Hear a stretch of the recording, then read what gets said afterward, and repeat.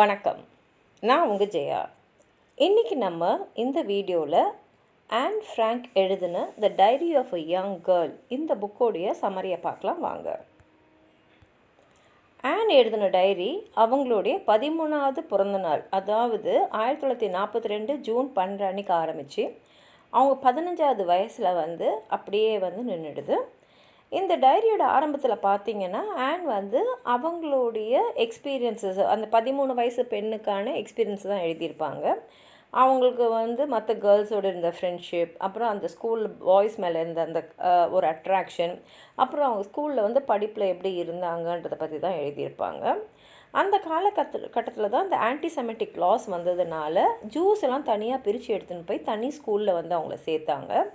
ஆனும் அவங்களுடைய அக்காவான மார்கோட்டும் ஜூயிஷ் லிசியம்னு ஆம்ஸ்டர்டாமில் இருந்த ஸ்கூலுக்கு தான் படிக்க போனாங்க.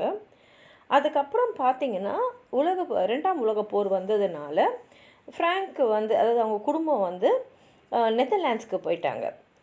ஏன்னா அந்த சமயத்தில் ஜெர்மனியில் ஜூஸ்க்கெலாம் ரொம்ப ஆபத்தான சூழ்நிலை இருந்தது.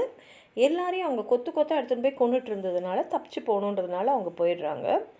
ஆனால் 1940 என்ன ஆச்சுன்னா, இந்த ஜெர்மன்ஸ்லாம் நெதர்லாண்ட்ஸையும் இன்வைட் பண்ணதுனால இந்த குடும்பம் ஃப்ராங்க் அந்த மொத்த குடும்பமே தலைமறைவாக ஒழிய வேண்டிய கட்டாயத்துக்கு உள்ளாக்கப்பட்டாங்க.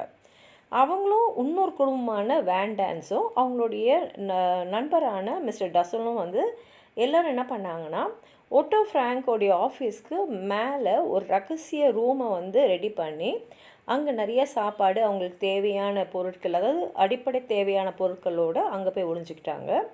அந்த ஒட்டோ கம்பெனியில் வேலை செஞ்சவங்களும் அவங்க ஒளிஞ்சிருக்கிற சமயத்தில் அவங்களுக்கு ரொம்ப பக்கத்துணையாக அவங்கள பாதுகாப்பாக மற்றவங்க இவங்க இங்கே இருக்காங்கன்னு தெரியாத அளவுக்கு அவங்கள அவங்கள பாதுகாப்பாக வச்சுட்டு இருந்தாங்க. அவங்களுக்கு வேண்டிய உணவு, மருந்து, அது மாத்திரம் இல்லாமல் வெளி உலக செய்திகளையும் இவங்க தான் கொண்டு அவங்களுக்கு சொல்லிகிட்டு இருந்தாங்க.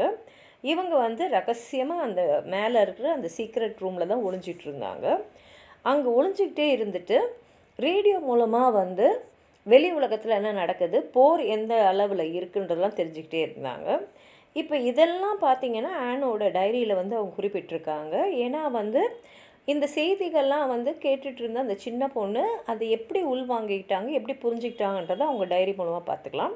அதே சமயத்தில் இந்த வரலாறு நிகழ்வை அவங்களுடைய மனம் அதை எப்படி எழுத்துக்குச்சு, என்ன நினைக்குதுன்றது மாதிரி தான் அவங்க எழுதியிருக்காங்க. அதே சமயத்தில் அங்கேருந்து பெரியவங்களாம் சீக்கிரமாகவே போர் முடிஞ்சிடும் அப்படின்னு பெட்டெல்லாம் கட்டுற மாதிரி தான் இருந்தாங்க.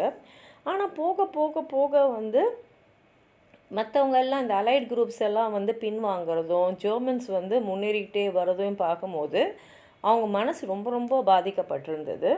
ஆம்ஸ்டர்டாமும் பார்த்திங்கன்னா போரால் ரொம்ப பாதிக்கப்பட்டிருந்தது. அதுவும் இவங்க 2 வருஷம் ஒளிஞ்சிட்டு இருந்தாங்க இல்லையா, அந்த 2 வருஷத்தில் பாதிப்புகள் ரொம்ப நல்லாவே இருந்தது.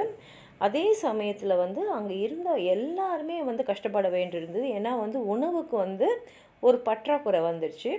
இந்த உணவு பற்றாக்குறையோடைய அந்த போரோட சூழ்நிலையால் நிறைய திருடர்கள் வேற உருவானாங்க. அப்படியே வீட்டுக்குள்ளே நுழைஞ்சி எல்லாத்தையும் திருடின்னு போகிற நிலைமையில தான் மக்களும் இருந்தாங்க. இந்த நேரத்தில் தான் ஆன் அவங்களுடைய ஃபீலிங்ஸையும் அதில் எழுதுகிறாங்க. எப்படி தனிமையாக உணர்கிறாங்க, எப்படி யாருமே இல்லாமல் நம்ம கஷ்டப்படுறோம் அப்படின்றதெல்லாம் அவங்க எழுதியிருக்காங்க.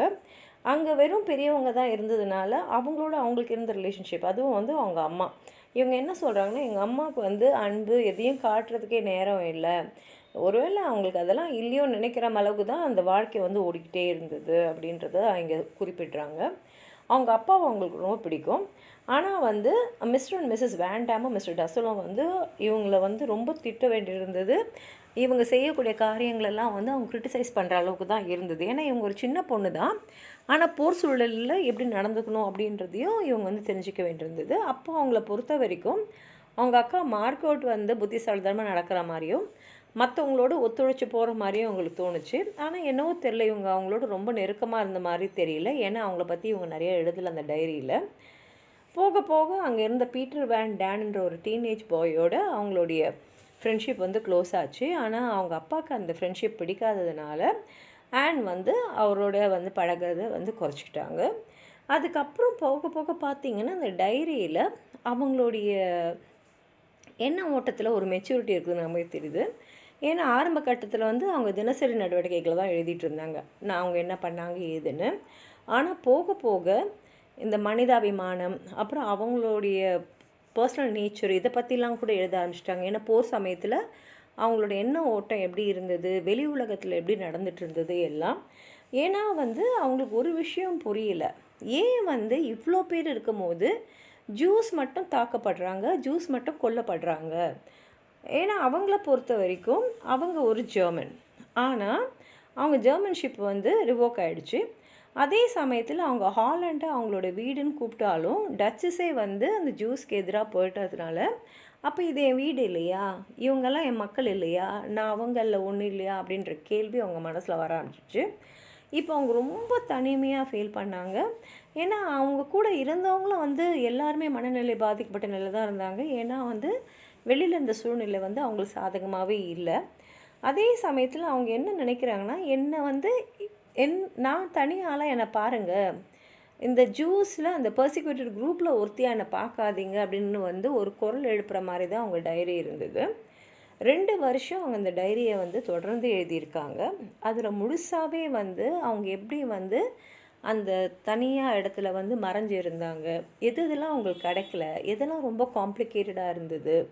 அதே சமயத்தில் வெளியில் வந்து இந்த ஜூஸ் எல்லாம் எடுத்துன்னு போய் அப்படியே படுகொலை பண்ணிகிட்டே இருந்தது வந்து ஒரு பெரிய நிகழ்வாகவே நடந்துட்டு இருந்தது. அது எல்லாருமே ரொம்ப பாதிச்சது. ஏன்னா எந்த நேரத்தில் இவங்க பிடிபடலாம், இவங்களுக்கும் அதே நிலைமை ஏற்படலான்றது இவங்க மனசில் போய்கிட்டே இருந்தது. அப்போது வந்து அவங்க மனசுக்குள்ளே எவ்வளோ ஸ்ட்ரகிள்ஸ் இருந்ததுன்றது அந்த டைரியில் நிறையா சொல்கிறாங்க. அந்த டைரியோட முடிவு பார்த்திங்கன்னா, கடைசி அவங்க எழுதினது வந்து ஆகஸ்ட் 1, 1944. ஆனால் அதை எழுதி முடிக்கும் போது பார்த்திங்கன்னா, நாளைக்கு எழுந்து நம்ம திரும்பியும் வந்து அடுத்த நாளை பற்றி எழுத போகிறோம் அப்படின்ற எண்ணத்தில் வந்து எழுதின மாதிரி தான் தெரியுது. அப்போனா அவங்க பிடிபட போகிறாங்க, இல்லை அத்தோடு அவங்களுக்கு டைரி எழுதுகிற வாய்ப்பு திருப்பி கிடைக்காதுன்ற எண்ணம் வந்து அவங்களுக்கு அதை எழுதும் போது இருந்திருக்காது. ஆனால் வந்து இந்த ஃப்ராங்க் ஃபேமிலியை வந்து நாசி ஸ்கேலில் காட்டி கொடுத்துட்டாங்க. அவங்க எல்லாருமே 1944 ஆகஸ்ட் 4 அன்றைக்கி அரெஸ்ட் செய்யப்பட்டாங்க. ஏனோட டைரியை பார்த்திங்கன்னா, ஒரு அருமையான ஒரு கற்பனை வளம் மிகுந்த ஒரு தோழமையோட, சில சமயத்தில் சின்ன சின்ன விஷயங்களை பற்றி எழுதக்கூடிய ஒரு நார்மல் டீனேஜ் கேர்ள் அவங்களுடைய எண்ண ஓட்டம் தான். ஆனால் அது வந்து சட்டுன்னு முடிஞ்ச மாதிரி தான் இருக்குது. ஓட்டோ ஃப்ராங்க்ன்றவர் தான் அந்த குடும்பத்திலேயே வந்து தப்பித்த ஒரே ஆள். அவர் அதுக்கப்புறம் வந்து ஆனோட டைரியை வந்து மேப்பிலேருந்து கிடச்சிருக்கு அவருக்கு. ஆனோட விருப்பப்படியே அதை வந்து அவர் வந்து பப்ளிஷ் பண்ணி இருக்கார். இந்த ஆனோட டைரி பார்த்திங்கன்னா, அந்த ஹோலோகாஸ்ட்னு சொல்லக்கூடிய கூட்டு படுகொலைகளை வந்து அதை நினச்சி பார்க்க முடியாத அளவுக்கு ஒரு பயங்கரமான நிகழ்வுகள் அதெல்லாம் வந்து ஒரு சின்ன பொண்ணுடைய பார்வையிலேருந்து அவங்க எழுதியிருந்தாங்க. இது ஒரு உண்மையான பர்சனல் அக்கௌண்ட்டு. அதுவும் வந்து தலைமறைவாக ஒளிஞ்சிருந்து வாழ்ந்த ஒரு வாழ்க்கையோடைய பதிவு தான் இந்த டைரி. இது படிக்கிறவங்க எல்லார் மனசையும் வந்து ரொம்ப பாதிக்கும், மனசு ரொம்ப தொடக்கூடிய நிகழ்வுகளை தான் அவங்க எழுதியிருக்காங்க. உங்களுக்கு எதாவது சொல்லணும்னு நினச்சிங்கன்னா கீழே இருக்கிற கமெண்ட் பாக்ஸில் எழுதுங்க. இந்த வீடியோவை லைக் பண்ணுங்கள், உங்கள் ஃப்ரெண்ட்ஸோடு ஷேர் பண்ணுங்கள். சப்ஸ்கிரைப் பண்ணாதவங்களாம் ப்ளீஸ் சப்ஸ்கிரைப் பண்ணி சப்போர்ட் பண்ணுங்கள். நன்றி.